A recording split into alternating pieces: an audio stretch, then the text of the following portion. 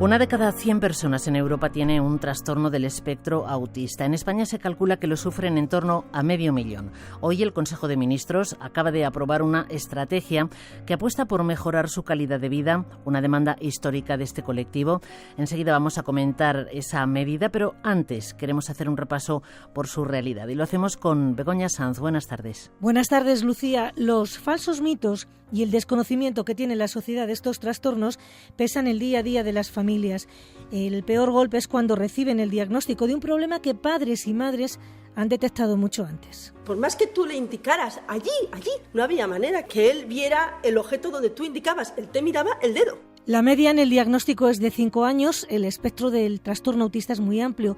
Afecta de distinta manera. Hay enfermedades raras de base en muchos casos, por lo que se encadenan pruebas y más pruebas.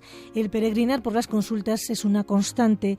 Las familias buscan amparo en las asociaciones que viven la misma realidad y que suponen un alivio y una orientación. Sobre todo encaminar un poco pues, a nivel qué haces con él, dónde lo llevas, qué tipo de colegio, qué tipo de ayudas. La dedicación, la preocupación de los padres es continua cuando son pequeños para que no se queden atrás, cuando son adultos por una integración plena y cuando son mayores por su futuro. Lo que pasará cuando nosotros faltemos, eso yo creo que es lo que más nos preocupa.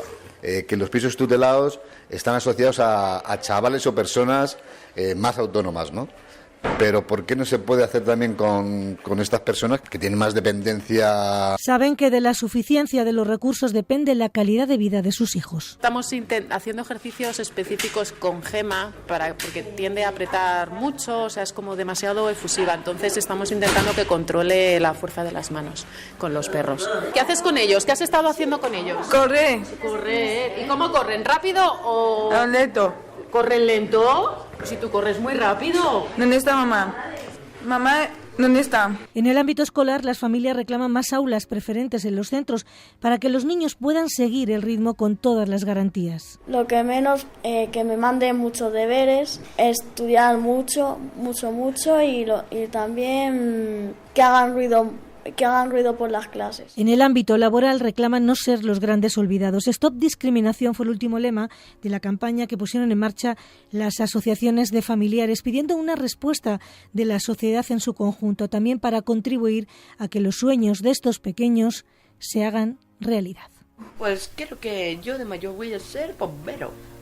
Sí, yo voy a salvar a la gente.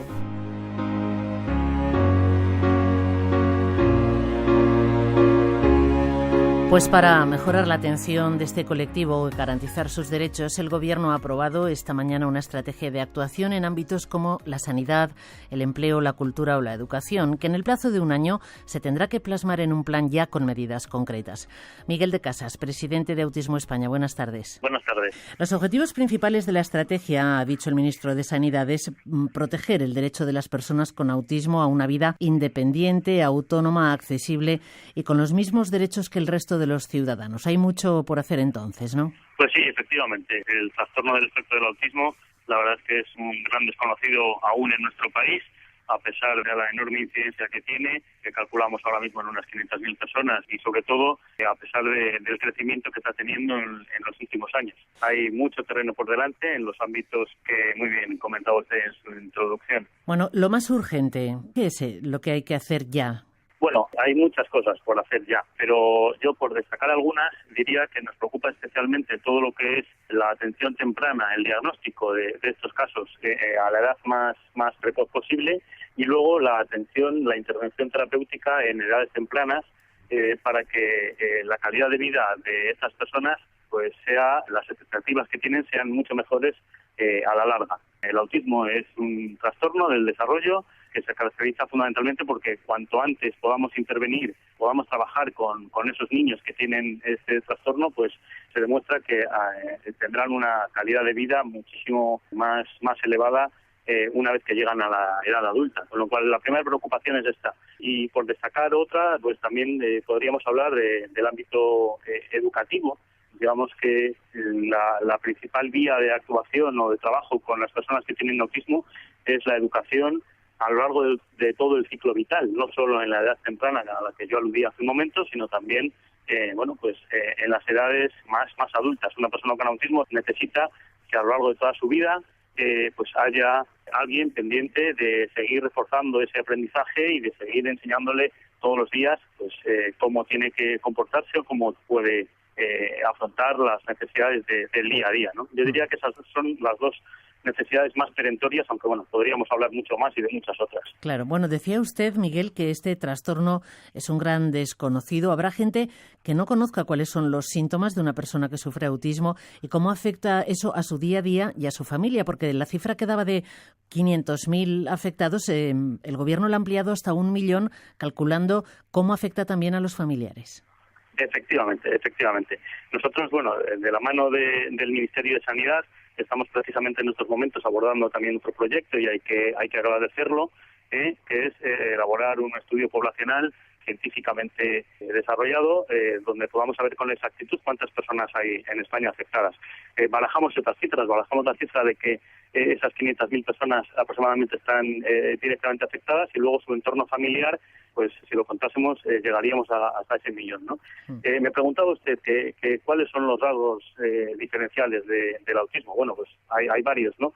El primero es estas personas que sufren, que tienen autismo, tienen dificultades para la comunicación, para la interacción social, para expresarse y para poder relacionarse con otras personas, de una forma normalizada, vamos a decir, con lo cual uno de los primeros rasgos o síntomas que se pueden observar en la edad infantil es precisamente niños que tienen dificultades para jugar, para socializar con otros o incluso que carecen de herramientas de comunicación, y esa es una de las grandes vías de trabajo con estas personas.